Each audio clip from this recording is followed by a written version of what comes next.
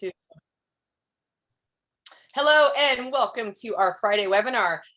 We have a special webinar today. We are at the Avian Vet Insider with Dr. Stephanie Lamb, and today is going to be a super fun topic. I think everyone's going to really like this one. It's going to be the lighter side of treating a pet that can talk back. So we're going to hear we're going to be treated to some interesting stories straight from the vet. So it's Dr. Lamb. Let's see here. And we also have, well, we did have a Royal behind you. Now he's hiding now. He's become camera shy after all these webinars we've had with him front and center. Now he's become shy. That is funny. I don't know if it can hear, but in the distant background where I'm at, I haven't had this sound since probably I was 5 years old, and I had a budgie. I found a budgie last week, I was just telling you, in the park, and was able to get him home, set him up in a nice little setup here, and I'm waiting to hopefully reunite him. But in the meantime, he's enjoying a very cushy stay with me. We've got him toys. He likes bell toys, and we taught him to make the R2-D2 Star Wars sounds. So if we do reunite him with his family, he's gonna come home sound like R2-D2 from Star Wars. It's really cute. Interesting surprise for them. Yes. So I'll try to get a video next time, but it's hilarious because he's just spot on. It took him like 2 hours to learn. So that once again just reminds people that the budgies are like full of personality, and they can learn things like quicker than some of the larger parrots can. Yeah. All right. So, well, there's a Royal there. I think I saw him. I thought I saw his head pop up. But you know what? I have an idea. Let's do this. So since Arroyo is kind of hiding out there, let's show the video, if you don't mind, of Arroyo doing his product review. I guess we call it that, of the pellet berries. Okay, let me try this. I'll try the screen share. Here we go. I always cross my fingers when I'm doing screen share. Here we go. Ready?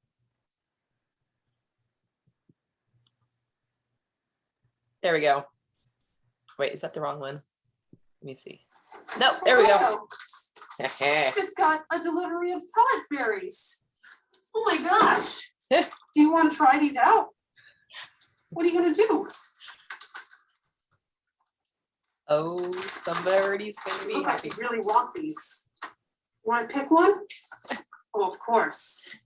Oh, that's adorable. That's adorable. Look how fast he's eating it. Cute. Love it. Love it. All right, there you go. Now we know what Royal's looking for. He's looking for his pellet berries. Yes. Well, and here he comes. Oh, look, see, I mentioned pellet berries, and boom, there he is. Yeah, there he has one in his mouth. Oh, that's hilarious. All right. Oh man, this is awesome, because now you got like a Royal to do some product showcasing for us on that's how you eat a Nutriberry, folks. Right. All right. So, all right, Dr. Lamb, let's go. Let's go down this journey with you of what you experience, kind of the lighter side, probably the funner side of being an avian veterinarian. All right. I do have a PowerPoint here, so I'm going to go ahead and share my screen. Let me get it up.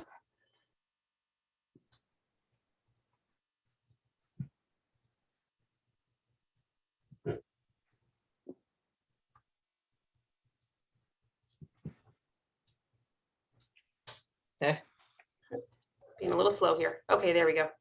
It's coming up. Okay. So with our talk today, I wanted to talk with you guys just sort of about the fun things or goofy things that sometimes happen in veterinary hospitals.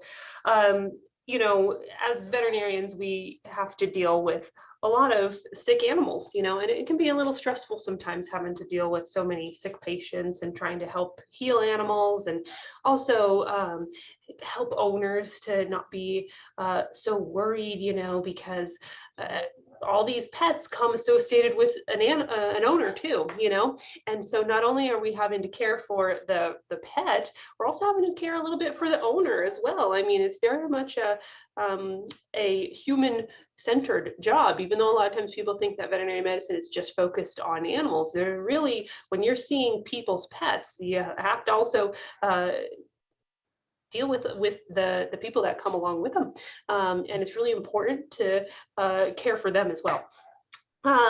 So, the talk today, I kind of wanted to focus on some funny things that have happened sometimes when owners like maybe don't understand certain anatomical things about birds, or get a little confused about and behaviors and things like that. And then there's also the funny things that birds will sometimes do when they're in the hospital, because, dealing with birds, they're unique. They can talk back to us. No other animal can really talk back to us, and we can understand it in our language, but birds can talk back and they can speak in our language, and they absolutely say things in context. So I know everybody who has a pet bird and has a bird who does talk a lot understands this, but it's a little different when you're at work and you're interacting with an animal.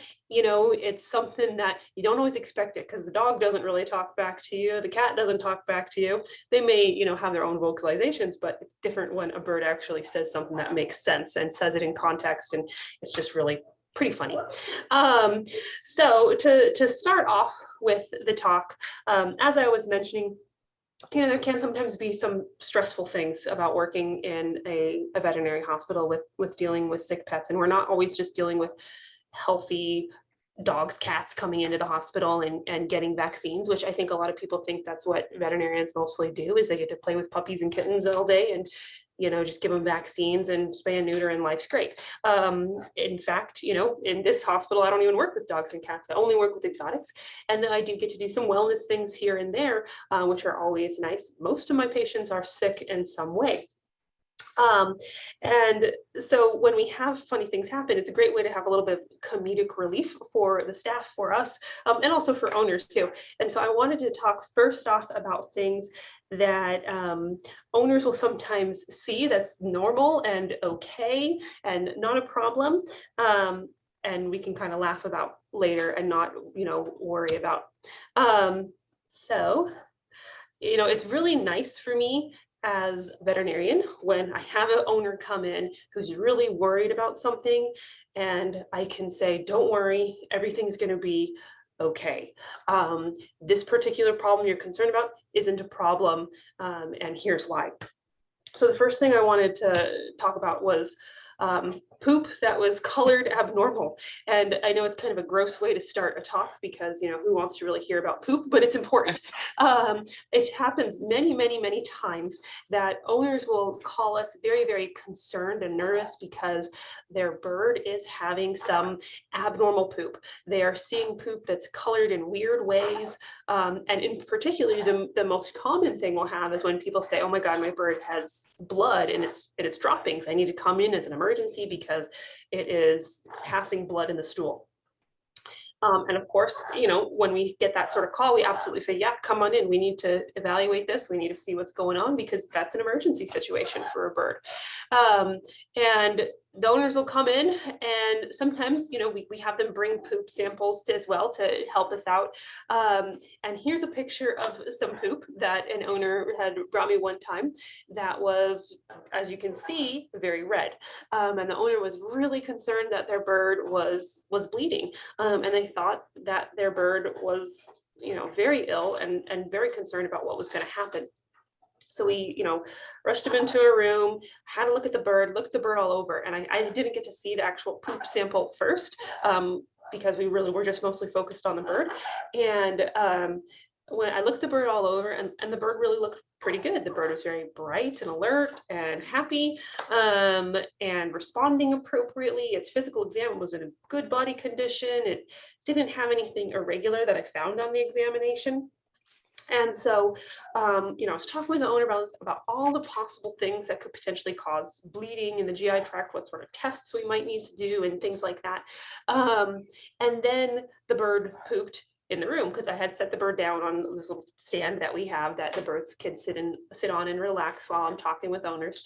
And the bird ended up pooping on the stand, and we had this come out, and I looked at it and I asked the owners, is this what you're seeing at home? And they said, absolutely, look at how much blood is in there. And then it was really nice for me because then I was able to have a nice big sigh of relief and say, all right, this is great. What did your bird recently eat? What did you recently give this bird? And you know, on questioning with that, you often will get answers because this happened multiple times. But I'll often get answers. Well, you know, we recently had some, you know, vegetables, or sometimes, you know, they'll be new to getting colorful pellets. And whenever the colored pellets, or as I question them more about the vegetables they're offering, if they're offering like beets or berries, it's very common for the pigments that are in those foods to pass through. This was actually an example of a bird eating beets. So it came through looking like blood, but I could tell that it's not blood because if you actually look at the like poop sample itself, the entire thing is all red. And usually if it's blood, there's going to be normal brown droppings. And then there's also going to be a you know, a little drop of blood associated with it, but you can kind of see normal feces, but then also maybe some blood is coating it. But if you like chop that piece of poop in half, if it's brown in the middle and red on the outside, that's when we worry more about there being a bleed happening. If the inside is brown, or if the inside's fully colored, like this poop here, if we kind of chop it here, you can sort of see that it's red all the way through. That's just beets. It's just pigment that's coming through in the droppings. So it's very nice to be able to tell the owners, okay, don't worry, this is fine. I know you were nervous, you got yourself all worked up. I apologize about that, but I have great news to tell you. Your bird's going to be okay. He just really enjoyed his beets. Great for eating some vegetables. But, you know, we don't have to be doing a bunch of diagnostic tests and getting your bird on medications. Thankfully, you know, you don't have to be having to give something a couple times a day to your bird who may not really be interested in taking medications anyway. So this is a very nice thing to have happen. It's always something that, you know, we don't know until we actually look at the poop, because blood in the stool is a very concerning change, but this is normal. And I've had it happen so many times. I've also had it happen with birds that are eating like blackberries or blueberries, because that pigment will come through in the droppings as well. And when we're worried about blood in the droppings, basically if you have a bleed in the gastrointestinal tract, anywhere from the crop to the small intestines, if there's bleeding there, when blood passes through in the droppings, it actually has been metabolized by this like enzymes and everything and digested, absorbed in the small intestines. And so it ends up coming out black. If you have bleeding in the lower GI tract, so like the large intestines or in the cloaca, or because birds are unique and have their cloaca not only having the GI tract empty into the cloaca, but they also have the reproductive tract and the urinary tract emptying into the cloaca. You can have bleeding from either of those, and it's going to come out red blood like this. So I've had birds be given blackberries or blueberries and it come out looking like it's black, and owners be really worried that they have digested blood and there's an upper GI bleed. But a lot of times what we'll do as well is we'll smear poop out on a white paper towel, and if it looks blue, then you're okay. It's just berries. Nothing to worry about. Don't freak out. You don't need to rush to the vet. We're just giving your bird a good treat. So now on that note, I do just want to point out that you know, it's important to be looking at feces because poop can tell you a lot. In this particular picture here, I just wanted to give one example of something that looked abnormal. This is a little lovebird that had some liver problems. And if you look on this white paper towel, and it's often, if you really want to tell the color of any sort of droppings, looking at it on a paper towel is really helpful, because that white paper towel kind of just really allows colors to sort of show through a little easier. But this portion of the droppings is the normal white portion of the droppings, the urate, and you can see that it's actually yellow colored. And so when you see yellow or green discoloration to the urate, not to the feces, but to the urate, that white portion that's supposed to be white, that's abnormal. And so if you do see something like that, that's definitely a reason to come into the hospital, and definitely something we need to be looking into. Okay, the next problem I would say that I have owners come in for a lot, that thankfully I can say at least a portion of the time, you're okay, is things for vomiting, birds coming in for vomiting and regurgitation. Again, we'll get emergency calls where people will say, oh my gosh, my bird is throwing up, it's regurgitating. I'm really concerned. Can I come in for an emergency, or, making a regular appointment, what have you? And we absolutely do want to see these birds that are doing any sort of vomiting or regurgitation. Very similar situation when I get the bird into the room, I do my examination, and a lot of times they look totally fine. I don't feel anything weird. Everything checks out pretty normal. And then we have a conversation with the owner. And there have been so many times where when I've actually sat down and talked with an owner and told the owner, or asked the owner, tell me more about when this is actually happening and what's going on around the times that this regurgitation is happening. I'll end up hearing that, okay, the bird was just sitting with the owner, relaxing. Everything seemed fine. The bird was happy. It was eating earlier in the day. Life was pretty normal. And then the owner and the bird were just relaxing together. And the bird was even being really cute and really affectionate. And then all of a sudden it just started bobbing its head out of nowhere, and it brought this food up and either just, plopped some food out onto the owner's lap, or sometimes even like brought it up in its mouth and then just re-swallowed it and ate it. And then I have to talk with owners about, okay, so, has your bird been acting hormonal lately? And I think one thing that we're going to find by the end of this talk is that many of the things that oftentimes end up being sort of funny, or things that people worry about as problems that aren't actually problems, a lot of times are hormone and reproductive related problems. And I guess the vomiting and sort of regurgitation is truly regurgitation. Vomiting actually means you're bringing something up from the stomach. Regurgitation means you're bringing something up from like the crop esophagus area. So when birds are doing this behaviorally, because it is a hormonal thing, it is more regurgitation. And people don't regurgitate towards one another to express their love for each other. So I think it is a bit foreign for us to think about that with our birds, but that's how birds show that they love each other and show that they think that the individual they are with is just the greatest thing in the world, and they want to bond with that individual and maybe raise a family. And so a lot of times when these sort of things happen, I then have to talk with owners a lot about, okay, so your bird is regurgitating towards you because your bird thinks you're the greatest thing in the world. And, although that may be nice, do you really want your bird to be regurgitating towards you? And do we really want your bird to be a little extra hormonal with you? Probably not. It's honestly kind of best to avoid birds being too hormonally connected with us. There's a lot of birds out there that are very hormonally connected with their owners. But, the reality is that we can have a bit of behavioral problems happen later on. And sometimes some medical problems will happen too, especially for female birds, if they're really hormonal and driven to lay. There's various medical problems that can happen if we have too much laying, or problems associated with the egg laying process. So I have to talk to owners about, okay, I'm glad that your bird loves you so much, but now we got to just not worry that we have an actual problem here, but we need to kind of just shut down their hormonal drive and work on things to redirect their attention to other appropriate behaviors, maybe alter the way that we interact with the birds, so that they're not feeling so hormonal. But again, able to tell people like, it's going to be okay in this particular situation. Regurgitation isn't a problem, and your bird's going to be fine. We just need to change their behaviors. Which brings me to the next topic. Again, still a hormonal problem, a reproductive thing, but it's something that I've had happen many times, where owners have come in and described to me that their bird is doing a very weird behavior and they think that there's a problem.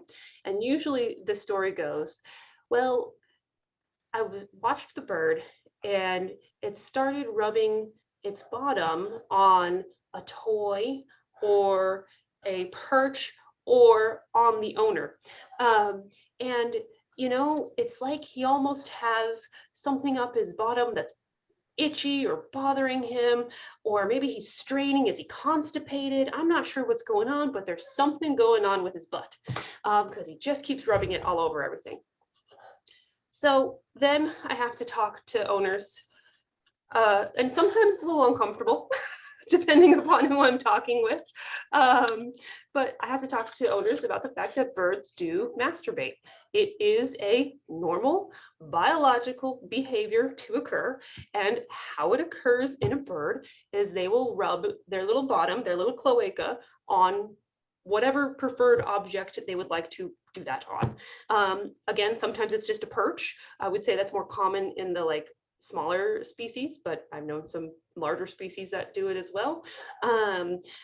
Sometimes it's a toy, and again, sometimes it's the owner that they're rubbing their bottom on.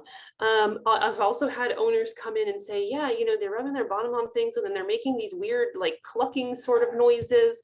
Or if it's a cockatoo, they'll tell me about how the cockatoo, like all they do is they barely touch the cockatoo and the cockatoo starts panting.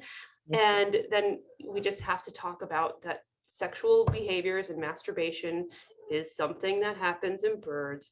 And I know it's a little uncomfortable to talk about, but it is a fact of life. So then we have to talk about, again, going back to hormonal things of, is this something we want the bird to continue to do or not? Now, I will say in some instances, it's not a big deal. It's just, again, a biological behavior, nothing that you really often have to truly worry about. So, you know, don't be too concerned about it. But at the same time, if this behavior is happening sort of in inappropriate ways, like on an owner, probably best that we change the way we interact with our birds so that they are not feeling so hormonally driven and feeling so much like they need to do this particular behavior. But I'll tell you, I've had a lot of funny conversations with owners in regards to this. And I've even had this particular conversation with other veterinarians. When I was doing my residency in avian medicine, I was giving a talk to a group of veterinarians in a like a regional veterinary talk. And the veterinarians I was talking to was kind of a mix of different types of veterinary backgrounds. So not everybody was seeing birds. Some of them were just dabbling in it. Some of them were, you know, doing a lot of bird medicine. But I had talked about hormones and about this behavior and kind of just breezed over it because I didn't really think I needed to describe it to veterinarians. I thought that, you know, you're a veterinarian, you should know what this is. And at the end of the talk, one of the veterinarians had come up to me and said, for 30 years, my cockatiel was rubbing its bottom on something and I had no idea what was going on. And now you finally answered my question. Now you've changed how I think about that bird. I just have to laugh because, you know, sometimes we equate it with, you know, goofy behaviors, bad behaviors, but it's just a natural thing. So don't worry so much about it. Just if it's happening on a human being or in certain behavioral contexts where we don't really want it to be happening, then maybe we need to just redirect the bird's attention, give them other things to do, try to reduce their hormonal drive, that sort of thing.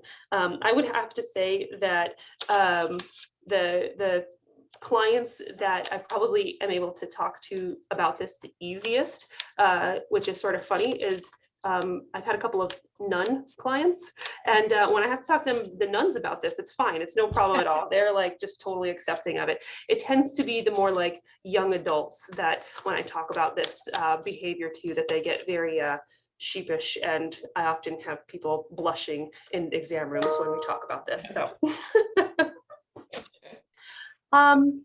Oh, darn, the photo didn't come through. Well, we'll go back to this photo. There was a photo that I had on there, but for some reason, I guess it didn't save. The next thing I wanted to talk about, again, in relation to reproduction and hormones and things, was misgendering of birds. It's funny because, you know, a lot of species, and we've talked about it before at one of the previous talks, there is a good percentage of parrots that are not sexually dimorphic. So we can't tell if they're male or they're female based on external characteristics. And But there are some individuals where some species, you can tell if they're male or if they're female based on external characteristics. And for example, the cockatoos, we often will usually be able to tell male versus female based on the color of their iris. And so the males are usually a very dark brown colored iris, and the females have a very light, like chocolatey kind of brown iris. And so, sometimes we look at their eyes and we go, this one looks like we're probably male. This one definitely looks like female. And people may not do DNA sexing on them because they're pretty certain that this is a male, or they're pretty certain that this is a female. And then sometimes what happens later on down the road is they may say, okay, I'm pretty sure this bird is a boy. And then later on, an egg suddenly shows up, which is, again, also very funny, because I think people, you get used to saying this is a boy and this is a girl, and just really getting set that this is what they are. And when they end up popping an egg out and you thought it was a boy, that definitely throws people for a loop. And in fact, it happened to one of the doctors that I work with here at this hospital. She had adopted a cockatoo from the owner of our practice, Dr. Johnson. He got the cockatoo a long, long time ago. He had the cockatoo for about 35 years, I believe. They thought it was a male. They even did the DNA sexing, and the DNA sexing came back saying it was male. Well, Dr. Bjornebo went on to adopt Snoopy the cockatoo, and has been living with her for the last several years. And now Snoopy's probably somewhere right around 40. And just this past spring, one morning, Dr. Bjornebo woke up and went over to the cage, and there was an egg at the bottom of the cage. And she was totally confused because she, at first it was like, is there a joke? Did somebody like break in my house and put an egg in here? Because, you expect, especially after like about 40 years of life, a DNA sexing test that said we're male, and the color of the eyes saying it looks, like we're male, to suddenly have an egg in the cage, and there wasn't any other bird that possibly could have put that egg in there. It turns out that Snoopy all this time has been a girl, and we have always thought Snoopy was a boy. So sometimes, when they're 40 years old and you've been calling them a boy their whole life, even though they're a girl, you just keep calling them a boy. It's fine. You ever see any name changes? Like, the cockatoo, like I said, it's cockatiel named Bruce, and then like Bruce lays an egg. Sometimes it happens. Usually when people do change the name, they end up changing it to like something very similar,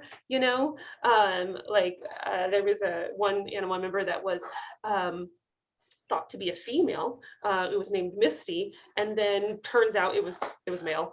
So they just changed it to Mr. So, that was like an easy transition. But then there's plenty that where people just don't change the name, and then they have, a name that's obviously kind of for the opposite gender, but that's okay. We just accept it. But it is really funny because it definitely throws people for a loop. And I had a blue and gold macaw come in one time, and I forget exactly how old the blue and gold macaw was. I think it was in its teens, and it had come in for straining, and I did my examination on it, and I felt its abdomen, and the owner, it felt like it had a nice golf ball sized circular object in the back part of the abdomen. And I said, it feels like there's an egg in here. And the owner said, no egg, this bird is a boy. Like, this is a boy, it can't possibly be an egg. And I was like, okay, well, it feels like an egg, and straining would be consistent with a bird trying to lay an egg. But, let's take an x-ray and let's see, because maybe I'm wrong. Maybe there's something else that's circular in the back of the abdomen that wants to, the bird's straining for. And we went and took an x-ray, and there was an obvious egg. There was an egg just in the back of the abdomen there. And I went and told the owner, and the owner was like, what? No, it's not even possible. And I was like, okay, come look at the x-ray with me. And we had to go look at the x-ray together, and he had to see the egg in the abdomen on the x-ray to say that, yes, he finally believed that it was a girl and there was an egg. But he had her for, like I said, I think it was probably mid-teens that bird was when it had come in. So just, for years you think they're one thing and turn out to be something else. So that happens with some frequency, and it's rather funny when it does happen, because at first the owner was kind of coming in being a little concerned, and of course, yes, there has the ability to be concerned for egg laying, but the bird ended up laying the egg just fine. You just need a little bit of help with some calcium and some pain control to help ease that egg out, and the bird did just fine. So it was kind of a happy ending, of course, but left the owner really confused. Okay, here's the other one I wanted to talk about, is a misunderstood species. So it doesn't happen a lot, and when it does happen, sometimes it's understandable. But I've had people come in with a bird that they thought was one species, and it turns out it's some completely different species. And a couple of funny stories. One was, one time I had a owner call and said they needed to bring in their African gray. So, we got him on the schedule. The bird, the owner came in. The bird went into a room with the owner, and the receptionist came back to tell me, oh, the patient's here. And she said, she wasn't as bird savvy, but she came back and she's like, they said it's an African gray, but I'm not sure if this is an African gray. I think this might be something else, or this is some sort of weird African gray that I've never seen before, but it doesn't look like an African gray. And I thought, okay, so I was thinking that I was going to go into the room and find that it was a Timna African gray as opposed to a Congo African gray, because, the Congos are a little bit more common in the pet population than the Timnas. And so sometimes when people haven't seen a Timna before, they recognize that that's an African gray, but it looks different. And they're not quite sure why it's different. But so that's what I was expecting to walk into the room to find. And when I walked into the room, in fact, this is the species that I found. And I looked at it and I was like, the owners were totally convinced that it was an African gray. And I was like, well, it does have gray on it, on its head here. And it's from Africa, but it's not an African gray. But the owners were convinced that they had an African gray. And when I tried to tell them what they did have, they didn't want to hear any of it. So we just said, okay, well, let's see what your bird's here for today. And we're just going to call it an African gray. And I know that it's not an African gray, so I guess that's all that matters. And we just, treated it for what it was, what the problem was there for, and life went on. But we, had a laugh in the back after that, because they were just totally convinced that it was an African gray, and couldn't accept that it wasn't that. So I just, okay, that's fine. It's not going to hurt the bird for you to think that it's an African gray, I guess. So for the record, that's a Senegal. A Senegal, right? Yeah. Yeah. Yeah. So, and then one other time that I had a slightly funny incident occur with misplacing the species, it wasn't a parrot, but it was a long time ago. I was working, it was when I was still in vet school. I was working at a hospital that was mostly just a dog and cat hospital. And somebody had to go up on the roof for some reason. And they went up on the roof, and unfortunately they found a dead bird up on the roof. So that's kind of a little sad part of the story. But the person came down and they said, there's an eagle that's dead up on the roof. And I was like, really? That's really crazy. And at that time, that hospital was a dog and cat hospital. So the people that I work with, they were like, oh, go get it and bring it down. Stephanie can identify what it is for us. And the person went and got the bird and brought it down. And it turned out it was a pigeon. So it was just funny because it was like, they really were convinced that there was an eagle on top of the hospital, but in fact, it was a pigeon. So, we just also, again, had a little bit of a laugh that this is not what you thought it was, but good try. Okay. Other thing I wanted to talk about is normal anatomy sometimes being confused for abnormal anatomy. And in this particular picture here, what I was trying to show is underneath the mandible of a parrot, there's this little sort of indentation where the skin kind of creeps up underneath the beak and it attaches. But it kind of makes like a little pocket right there. And a lot of times you don't see it because the feathers kind of cover that area up. And so owners can easily not see that thing and never know that the bird's anatomy is like that. And one time we had an owner call and was very concerned and said, my bird has a hole in its neck. I need to come in as an emergency. And we were like, oh my gosh, definitely come in. You're like, if your bird's got a hole in the neck, let's get it in. Let's see what's going on. And so the bird comes in and we get an exam room again, pick the bird up, look it all over, and can't find the hole in the neck that the owner is talking about. And the owner's like, it's right there. It's right there. And I'm like, I'm not seeing anything. I'm looking for some teeny tiny little like puncture on the neck that I'm just like, my eyes are missing. And I'm looking all over and I'm not seeing anything. And I was like, okay, can you point to me where it is? Because I'm really having a hard time finding this hole in the neck that you're talking about. So the owner comes over and points to this. And I had to, step back and laugh for a moment. And I was like, okay, I'm happy to let you know your bird is going to be fine. This is totally normal. Yes, it's kind of weird, but it's just the way that the skin kind of attaches up underneath the beak there. They don't have a lot of what's called subcutaneous tissue, where you have all this like soft tissue around the muscles and things. So, it's totally normal. It's 100% fine. But we all had a good laugh because the owner was so worried about this hole in the neck, and it wasn't actually a hole at all. It was normal anatomy. The other thing I was going to say that I've had happen many times too is, and I don't have a picture of it. I should have got a picture for it. I thought about it later. Is when a bird is just sitting on a perch normally, and its wings are tucked up against its body, the way that their wings are really, like when they're tucked, if I can kind of get in the film here, they actually, their wrist is kind of at the upper portion of their wing, their elbows further down. And I've had it happen many times that owners will come in thinking that their bird has a bone that's exposed over the wing. And I go to look and see what they're talking about, see where this bone exposure is, and I can't find anything. And I, again, have to ask the owners, can you point out to me where exactly it was you were seeing this exposed bone? Because I'm not finding anything. And then they're like, it's right there. And they point to the elbow. And if you look at the elbow of a bird, it's hard to see on a regularly well-feathered bird, but sometimes the feathers will part just right over the elbow. And you'll see the little end of one of the bones that's just below the skin there, that's kind of prominent.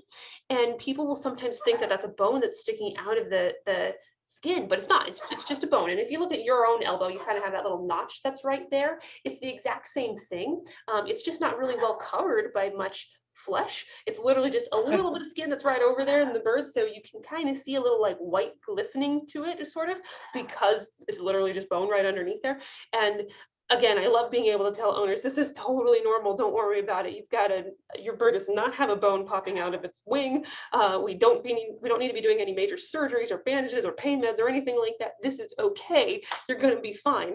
But that happens actually quite a bit. So that's something that I think is good to be saying on this webinar, and hopefully people think about that one in the future. If they do notice that on their birds have elbows, it's okay. Yeah. Are Dr. Lamb, are owners ever surprised to learn that their birds have ears? Absolutely. Actually, that was one of the things I was going to talk about. I'll talk about it now. People are always surprised by birds having ears. And on this picture here of Arroyo, the ear is actually sitting just right underneath here. So it's right behind the eye. It's on the side of the face. There's this like little soft feathers that are right over it that cover it up.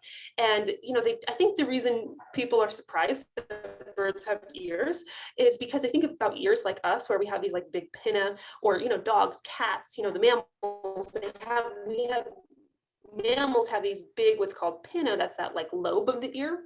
And so I think that, people think that that's what birds are supposed to have too, but that's not what makes an ear an ear. What makes an ear is like the structural and anatomy inside that ear canal and how its sounds are transmitted to there.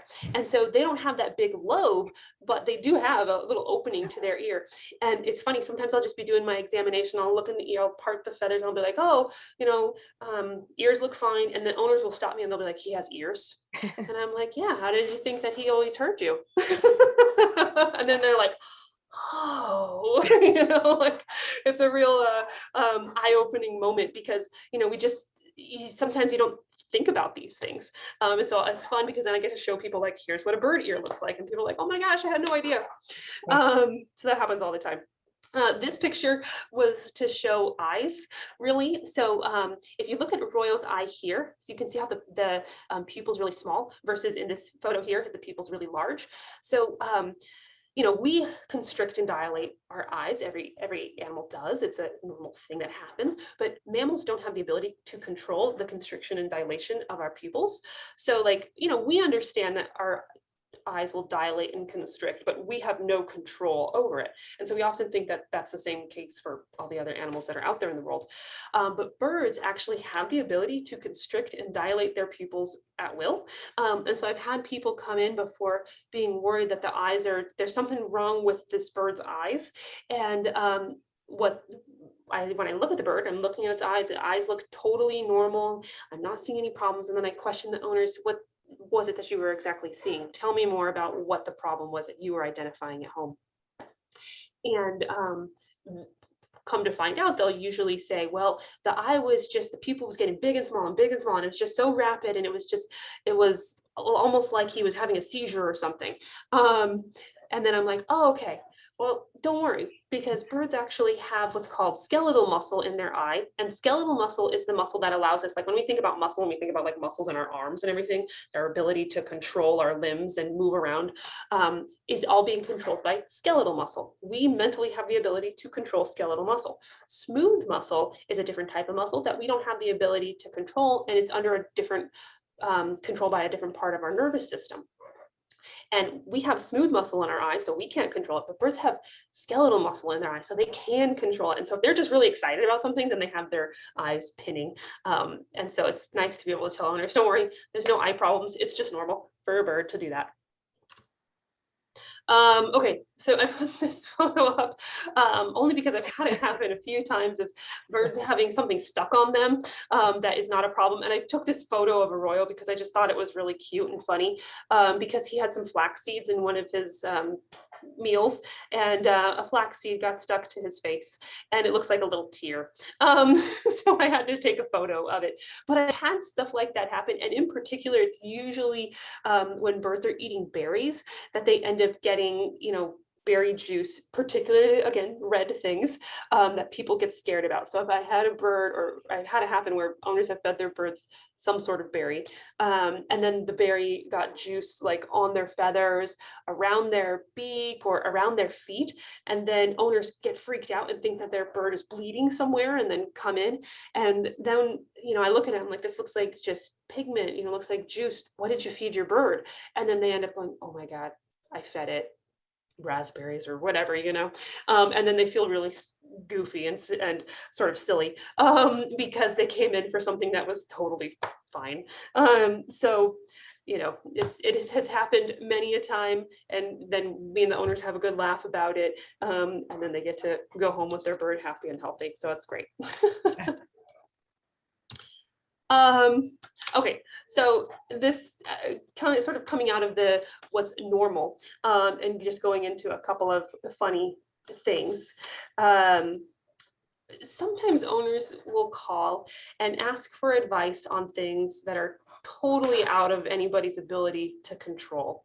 And so we do often have a good laugh about those sort of situations because it'd be great if we could really fix everything in the world, but we're humans, and we can't fix everything in the world. So sometimes the things that owners request of us are funny. And in particular, I put this photo up to remind me of this one story where an owner had called us and was very upset because the birds outside were keeping her bird inside awake.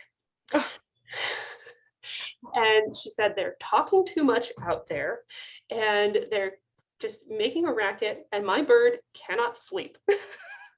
So, we did try to give advice, because I can give some advice of like, okay, well, maybe you can move the cage to a different location in the house.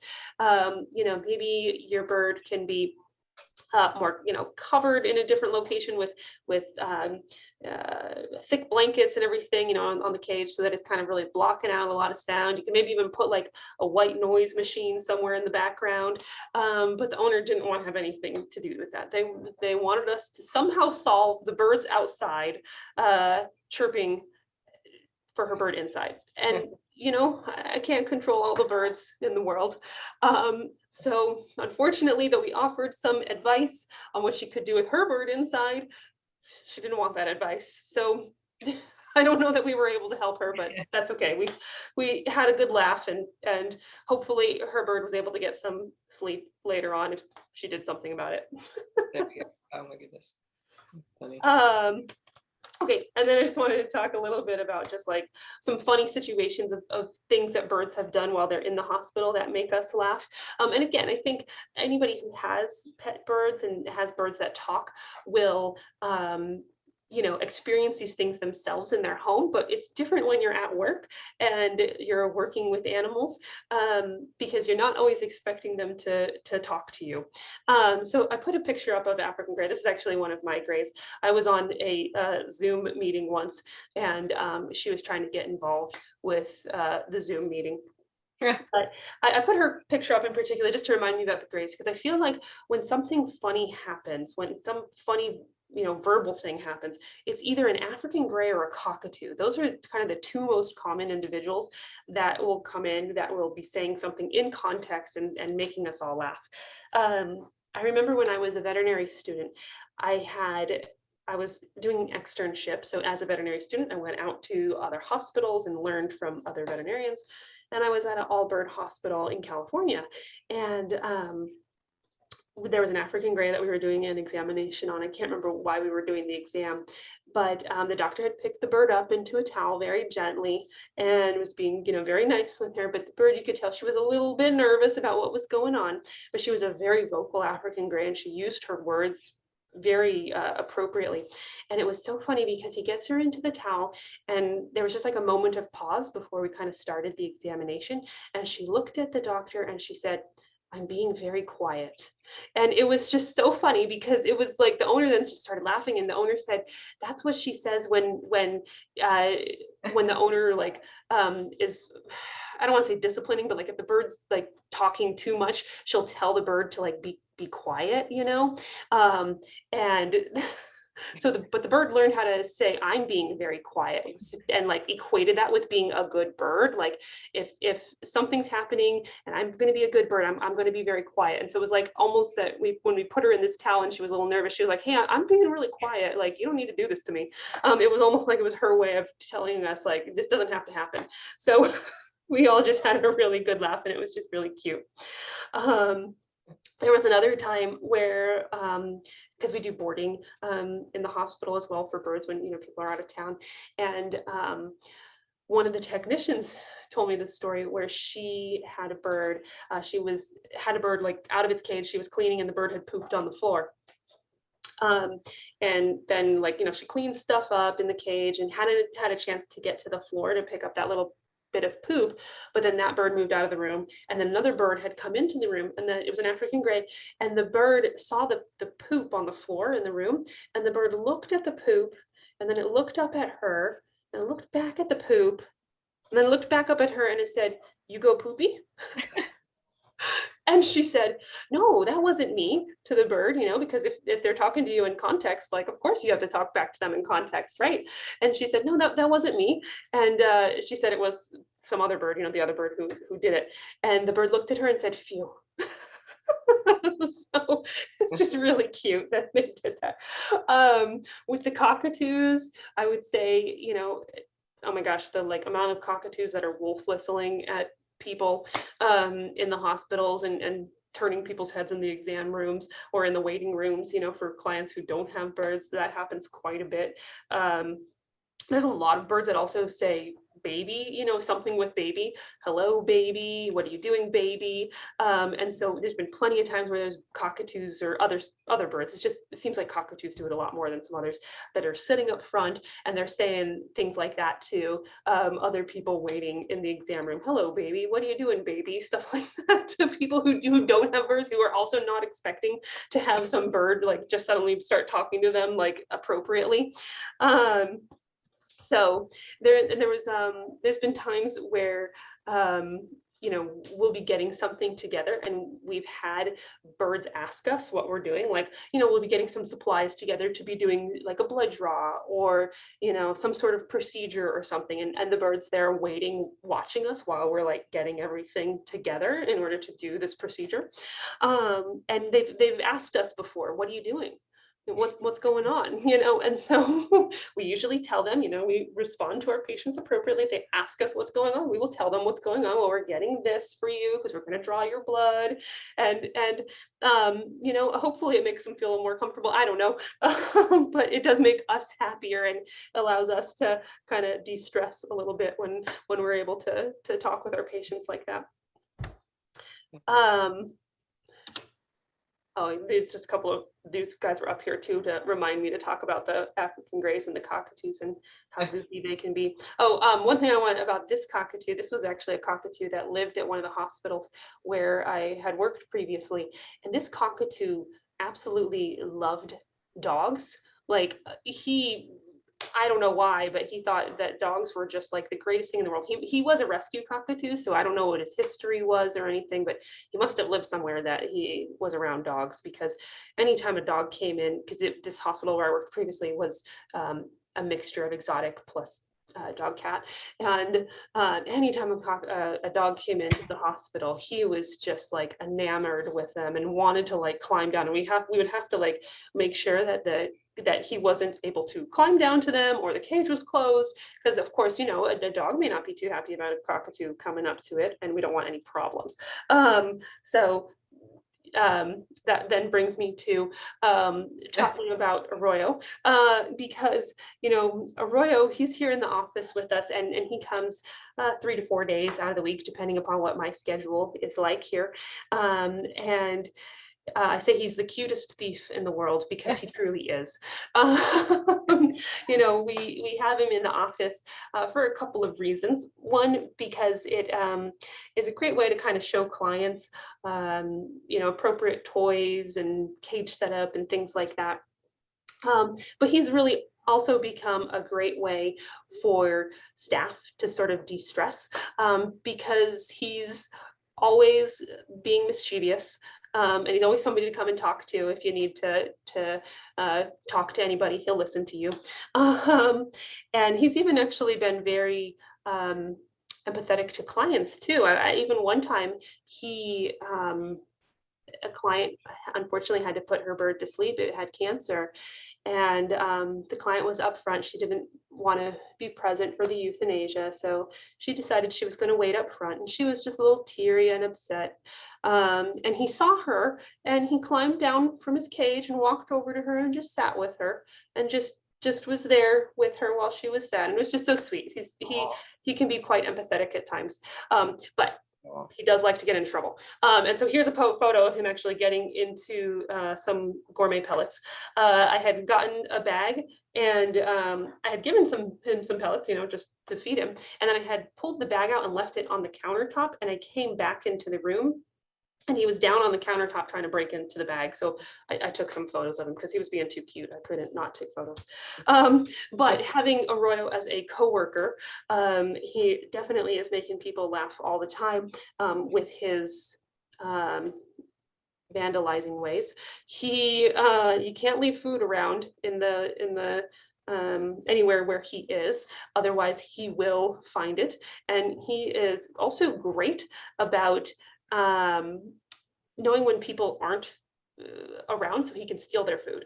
There have been numerous times where somebody has left something like in a container on a shelf somewhere, and he has seen the item, known that there's something in there, waited until people left the room, and then jumped over, was able to get that thing, open up the Tupperware and get out whatever was in there that he thought was a delicious snack. And sometimes we catch him in the act, and sometimes you just see the crumbs later on.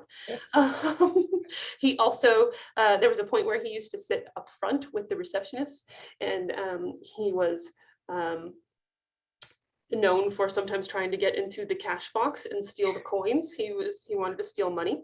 And he also one time, thankfully the thing was not in operation yet. We had gotten like a security camera, and it was sitting on the desk, not plugged in or anything like that. Like it was just like waiting to be put up.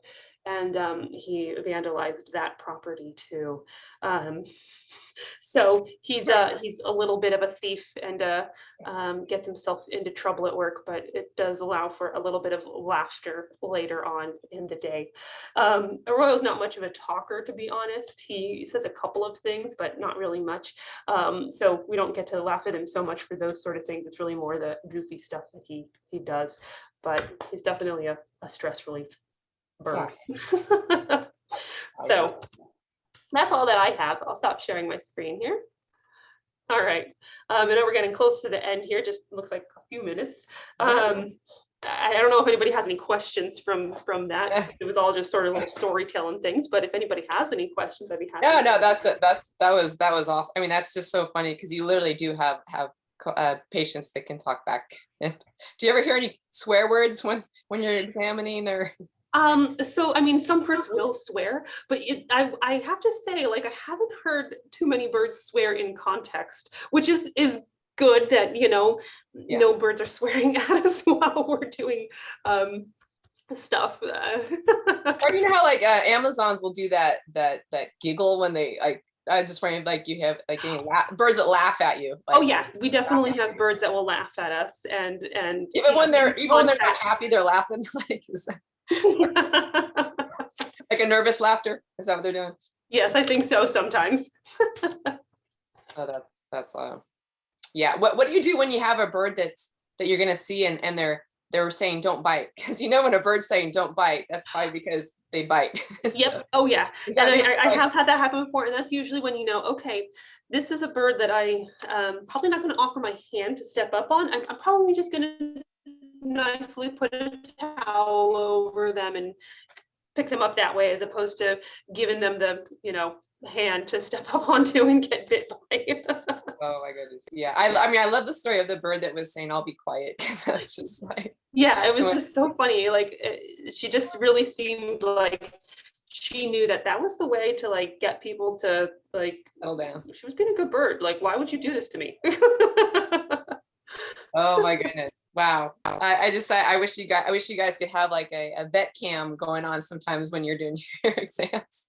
So a compilation, that would be, that's pretty. Wait, just real quick then.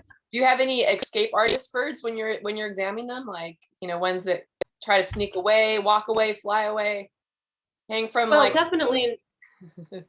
Definitely the small guys. So like, you got to be careful with the finches, the budgies. They're the ones that if because they're so tiny. I think that's the problem, is we've got gigantic hands compared to their little bodies. And so when you're reaching in sometimes to grab them, to pick them up, sometimes they're just real good at finding a way to sneak out. I do actually have one conure patient, who she is an escape artist. Oh my gosh, like I got to be ready for her when I open that door, because she just knows how to like maneuver around and fly past me. She is so smart. So she's a great little bird, but she's intelligent. I got to watch out. That's it. You have any standoffs where you spent like 5 minutes just trying to get the bird like flying around? Like, what's the longest time it's taking you to get your patient on the table? I guess in one hospital where I worked, it was a beautiful hospital, but it wasn't the greatest design for seeing birds because it had really high ceilings. And a little Gouldian finch one time got out of out of my hands and just took off up into like the rafters. And you just had to wait, and we ended up having to like turn the lights off, and then it like came down to where we were able to get it, but we like it took hours before we got that bird to come down, you know. And then at that point, like that bird, he was fine. I can't remember why he came in, but I remember at the end of it we were like, I think your bird is actually okay. He did a great job of flying around. He's not winded. He gated us. I think he's all right. They gave him the cardio exam. Exactly. Oh, Yeah. that was so fun, Dr. Lamb. I mean, those were stories that are precious. Like, you know, I don't think other vets, dog and cat vets, they're not going to experience what you experience sometimes. Right. Well, I'm going to announce the winner of today's product of the month. Our giveaway is going to be pellet berries, and that's going to go out to Barbara. Barbara R., congratulations. You are the winner of our giveaway of the pellet berries. And just a quick just note, next Friday, we will be on with Dr. Tom Tolley, Ask the Vet. Dr. Lamb, we'll see you again in October. And that was, once again, that was fabulous. Loved it. Like, loved it. Loved it. That was awesome. Awesome. And Arroyo, thank you so much for the intro video. I'm sure he's happy to do food videos in the future. So we'll look forward to that. Oh, I'm sure. So as I wish everybody a very, very, very wonderful weekend, I'm going to play the product of the month from which is, let's see here. Let me try my screen share. And we'll go out with this, and we'll see everybody back hopefully next Friday. And then we'll see you back, Dr. Lamb, in wow, we're heading straight into October, aren't we? Yeah. Let's see, here we go. We got the pellet berries. It's going out to Barbara. And hopefully we'll hear some more bird stories. I mean, these are great. These are really good. I'm sure a lot of people can relate to how their bird acts in an exam room and stories they've heard. So, all right.